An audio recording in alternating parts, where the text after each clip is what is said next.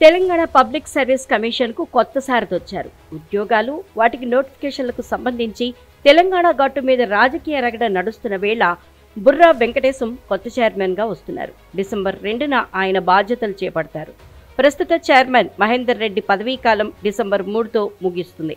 TGPSC chairman బాధ్యతలు అప్పగించడం సంతోషంగా ఉందని, తనపై నమ్మకం ఉంచిన ప్రభుత్వానికి బుర్రా వెంకటేశం ధన్యవాదాలు తెలిపారు.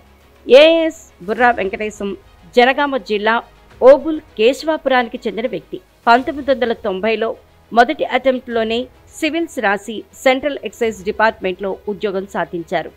1995లో మరోసారి సివిల్స్ రాసి జాతీయ స్థాయిలో 15వ ర్యాంకు సాధించారు. ఉమ్మడి ఆంధ్రప్రదేశ్లో వివిధ జిల్లాలకు కలెక్టర్గా పనిచేశారు. పలు శాఖలతో పాటు విద్యాశాఖ, గవర్నర్కు ముఖ్య కార్యదర్శిగా ఉన్నారు. పుస్తకాలు, పాటలు కూడా బుర్రా వెంకటేశం రాశారు. ఆయన రాసిన సెల్ఫ్ ఆఫ్ సక్సెస్ ఇంగ్లీష్ పుస్తకం గెలుపు పిలుపు ప్రాచుర్యాన్ని పొందాయి. బుర్రా వెంకటేశం టీజీపీఎస్సీ చైర్మన్గా ఎంపిక కావడంతో విద్యావేత్తలు హర్షం వ్యక్తం చేస్తున్నారు.